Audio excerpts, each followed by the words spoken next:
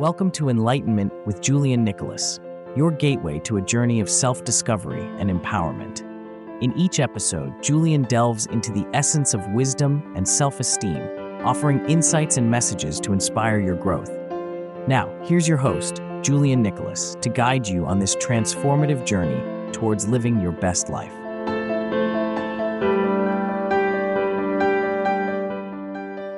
Hello there. I'm very excited for today's episode. If you are a new listener, it's a pleasure to meet you. But if you are a returning listener, welcome back. From the bottom of my heart, thank you to everyone that is currently listening or has been listening ever since I started this podcast. I wasn't expecting this growth when I started this podcast a month ago with the Wisdom episode. I've recently received so much positive reception and feedback from a handful of you. And the fact that you people genuinely love not just the podcast, but me and the messages I've been giving you guys, it just tells me that you all simply enjoy my show and that you really get something out of it. I like to tell you that you are just wonderful people, and I'll make sure that I provide you, the listener, the needed guidance to help better yourself. I want to use this platform as a space for you to feel at ease and to feel as if you're getting the proper knowledge and wisdom to help lead yourself into a brighter tomorrow. Because sometimes in life, we have our challenges. We all have our struggles, but it's how you tackle those challenges that can bring you to a better tomorrow. By getting the proper help and advice that you need, you are taking yourself on the path to a better tomorrow. If you feel comfortable, I actually have a challenge for you. If you are able to, I want you to tell me what was one challenging or difficult time that you had in your life, and how did you overcome it? You could tell me in the comment section on YouTube or Spotify, or if possible, Apple Podcasts, or you can message me privately if you prefer to do that. The Instagram is at Enlightenment_pod, and you can also message me on TikTok at the.enlightenment7. Now, let me make this clear. I will make sure your name is completely anonymous.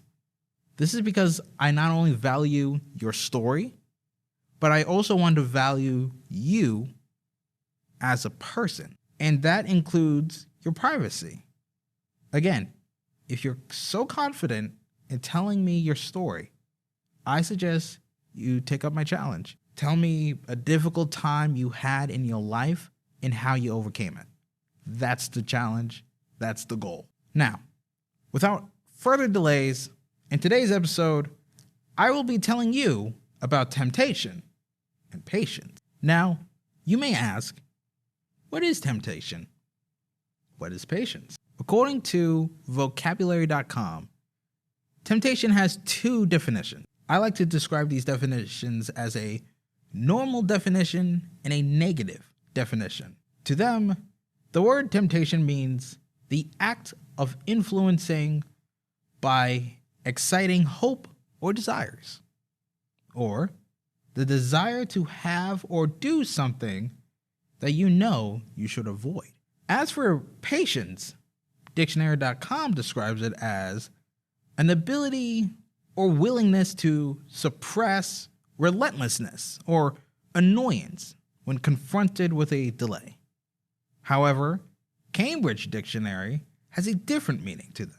To them, having patience means to have the ability to accept delay, suffering, or annoyance without complaining or being angry. Even though both of these websites have great definitions for patience, here's what I think patience means. To me, when it comes to having patience, I think it means to have the strength to just wait, to be able to take things one step at a time without rushing those things, to allow this thing called the process to take place. Now, when I say the process, what I mean is that you allow yourself to let things plan out naturally rather than artificially. It means to not impose any force onto something and just allow things to develop naturally. Having patience is having the ability to wait and to control your eagerness to have something either happen or to have something come to you. Meanwhile, having temptation is to have that feeling of eagerness, to have that feeling of desire, and having said desires or wants met and fulfilled. With this, we tend not to really allow things to flow naturally. Instead, we are so quick for something or even someone that we never really take the time to look at the whole picture, to really see what's being presented to us as people. Now, let me get this out of the way and say that having temptations is a normal thing.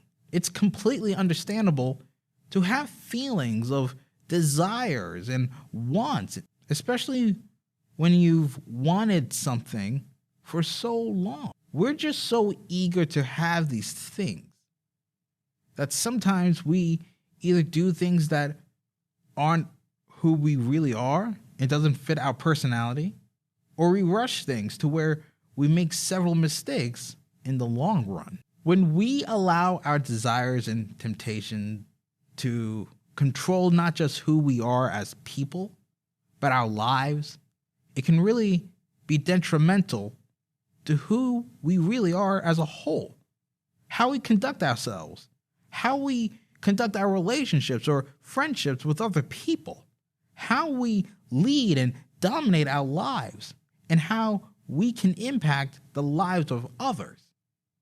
Sometimes we long for something, especially for such a lengthy amount of time. However, we have to know why these temptations, or tempting goals as I call them, dictate every word or every step that we make in our lives. Why do we as people feel these tempting emotions? The reasons I came up with can be stemmed from these three things: peer pressure, that sense of belonging, or impatient desire. The reason I like to break down first is peer pressure.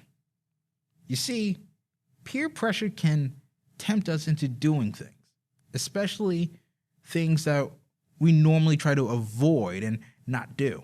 To do things that are foreign to us.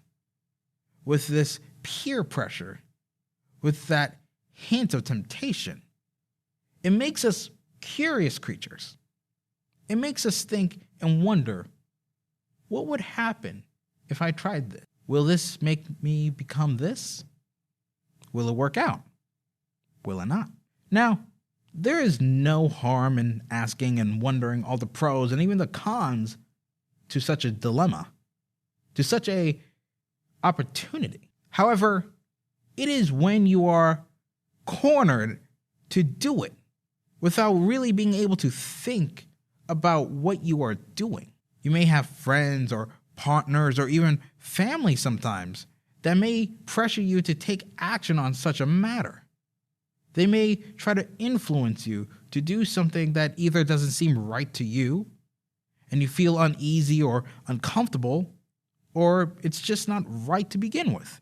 I call this negative reinforcement. This can be harmful to you because you'll be allowing yourself to be influenced by negative people that you surround yourself with, to have your own thoughts be compromised, and to have your ability to think freely and for yourself to be subverted by toxic entities and unhealthy forces that tries to seduce you into harming not just yourself, but those around you. You hear various examples and stories where peer pressure causes people to take up either unhealthy habits and addictions, or even do things that you know deep down is wrong, that's morally corrupt. You have people who sell drugs to not just regular people, but people who have not just a future, but that burning potential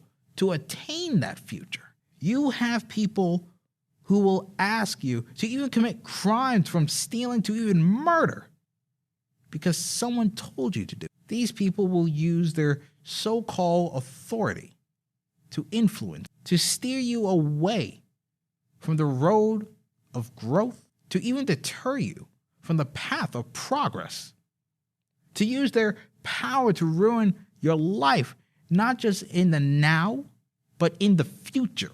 When you allow those people to influence you, you become more susceptible to failure, or you can break down from the person you once were. My friend, this is negative reinforcement, and sadly, these people can pose themselves in any shape or disguise that fits the situation, whether it's in their true and heinous colors and form, or whether it's in a nice, welcoming dress and an act that they put on just to attain your trust, to make you believe that they're a good person and they're just looking out for you. Trust me, my friend, they are just buying their time to strike you when you aren't really looking. My next point is that sense of belonging. You see, my friend, as I already mentioned in my loneliness episode, we as a species sometimes crave for that sense of belonging, that feeling like you fit in that setting or social group. With this desire to fit in, we not only become lonely, but also tempted to do everything in our power to be a part of a social group, even when that social group isn't for us. This kind of ties back to the first point I made with peer pressure. You see, you have people trying to join groups not just because they feel pressured to do so, but to feel that sense of community amongst their peers, that feeling of camaraderie amongst other people, whether it's with friends or a bad crowd perhaps, or even gangs. In this, I call FOMO, or the fear of missing out. You feel like if you partake in a trend, for example, you can just be like everyone else that's been doing this trend. To feel like you have a place that you call home, or you feel welcome, to where you feel like you actually fit in. However, if you don't do this task or join this trend, you become afraid. You become afraid that you'll be missing out on an opportunity. Even in reality, there's nowhere near an opportunity, and you're just sticking your entire arm in a bear trap just to fit in. You hear so many stories of not just kids, but grown adults doing harmful trends, or doing trends where they go the extra mile just to feel popular, and later dying because they were chasing that fame, that they weren't even thinking about the possible consequences of whatever they were doing. Here's an example, and please do not do this whatsoever. I do not encourage you to do this, and you are better than this. You're smarter than this. You know what is right and you know what is wrong. Please do not harm yourself and do not do this trend. This should stay dead. Back in 2020, I heard that a teenager died by doing this challenge called the Benadryl challenge from TikTok.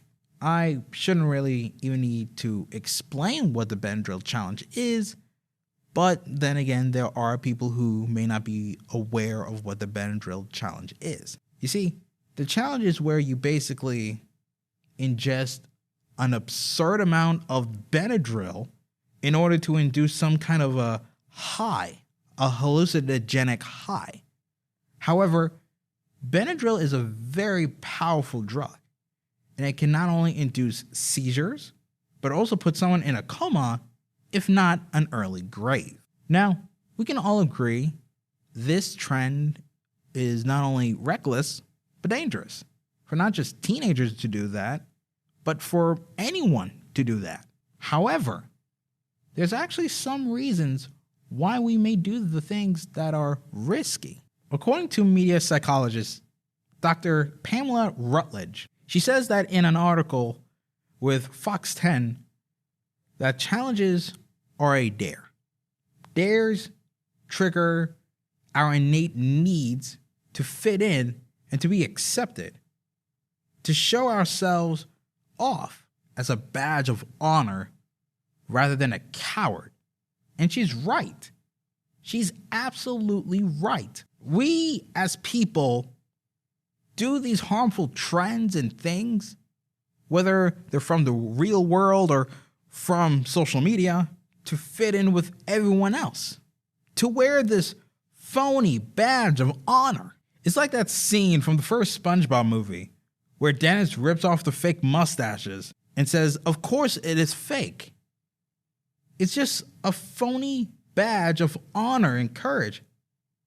It doesn't make you look tough. It doesn't make you look like a badass for doing this trend that can cost you not only your life, but someone else's. If anything, it's just you being misguided and thinking that if you do this trend, you will be able to feel that sense of being accepted by somebody or everybody. You have goals. You have a future. Hell, you have a life that is more valuable than doing these trends just to fit in, for friends, for attention. In fact, let me ask you this, and please don't actually take this example seriously. This is just an example. This is just a hypothetical question. If TikTok or some other source was pushing this trend, let's call it the Fenty Benti Challenge, where you ingest some food with fentanyl on it, and your friends or someone in general were telling you to try it, would you do it? Now really think about it. You may say, "No, I wouldn't want to try that. I'll die." But we may feel pressured to do it, either because we'd hate to miss out and you don't want to be seen as a coward by others, especially by your friends, your so-called friends, or you want to feel cool since you're fitting in with those friends of yours, that you are a part of a trend just like everyone else. But my friend, those people who dared you to risk your own life, those are not your friends. The people who try to pressure you to do those things to look cool, they're not cool. And they are not your friends. Because if they were actually your friends, they would actually care about your well-being, wouldn't they? They wouldn't put you in harm's way and have you do things to hurt you, especially if it was for a joke or prank or a trend. I want you to do something, my friend. This will actually make you look cool. I want you to tell yourself, "I am a leader, not a follower." Tell yourself this every day for how many times you need to. Sometimes we need to be reminded that we are our own person and we follow no one, especially when they don't have your best interests or your well-being at heart. Remember, you are a leader, not a follower. You are a leader, not a follower. You are a leader, not a follower. You are a leader, not a follower. I do not care whether it's early in the morning or late at night. I want you to tell yourself that you are a leader and you don't follow anyone who steers you wrong. And finally, there are impatient desires. When we wait for so long for something to come our way, we become impatient for that thing to arrive. We go try to find that thing that we've longed for so long, rather than just waiting for it to fall into our hands. For example, I am still a young man, and I have much to learn. One thing I have to learn is relationships and talking to someone. You see, I was so conditioned to believe that finding love was just like that, where it was love at first sight. I was so enamored and infatuated by this idea, by this type of logic, I tried to go search for it myself. That honestly made me rush things. I was forward, but I was too forward. In reality, things weren't working out by doing that way. Every time I'd shoot my shot, I would fail, and nothing would flourish. I was just so blinded by that tempting feeling of finding true love. I never really took a step back. I never really got to understand the person that I had interest in. I never really took the time to really understand who they really were. Like, what do they like to do? What were their hobbies, their goals for themselves? My thing is, if I had allowed myself to take the time and to get to know the person more and let things develop naturally, maybe then things would have been different. Because as much as I may have feelings for this person, this woman, it would be more meaningful if not only the feelings were mutual, but also natural and genuine, rather than something that is rushed and feels so flimsy and artificial. The fact is that real effort should be put in when you are trying to really establish a potential bond or relationship that you can have with a person.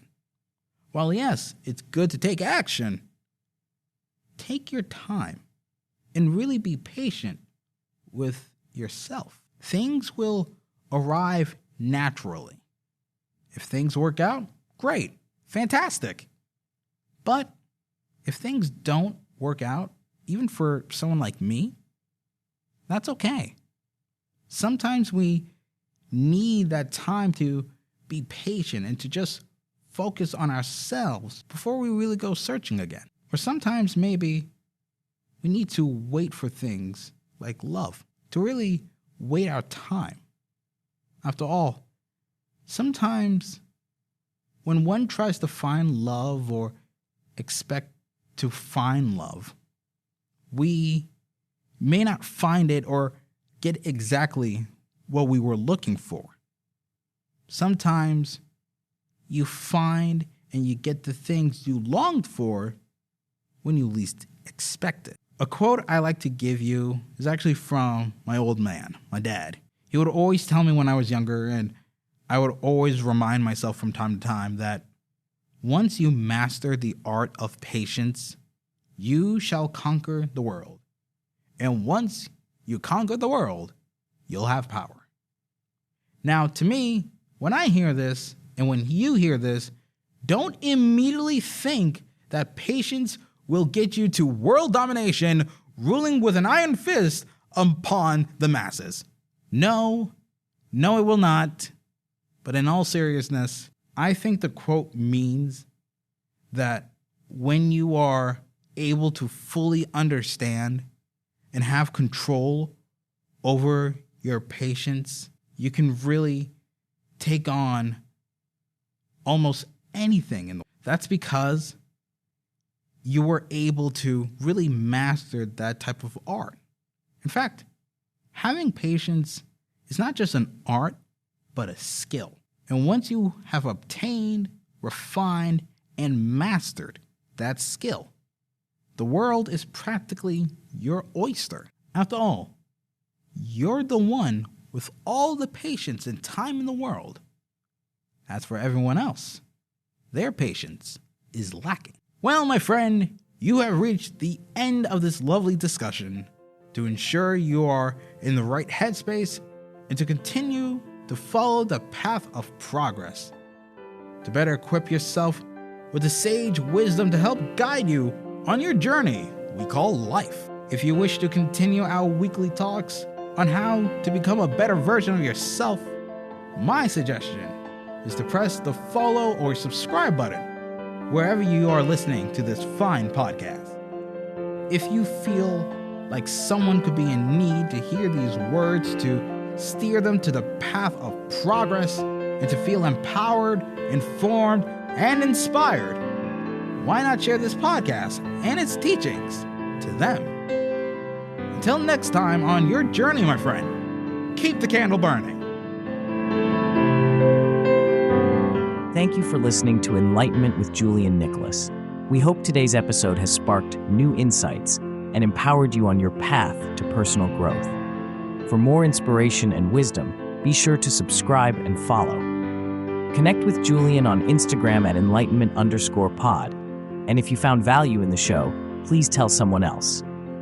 Join Julian next time as he continues his journey towards enlightenment. Until then, remember to embrace your journey and live your best life.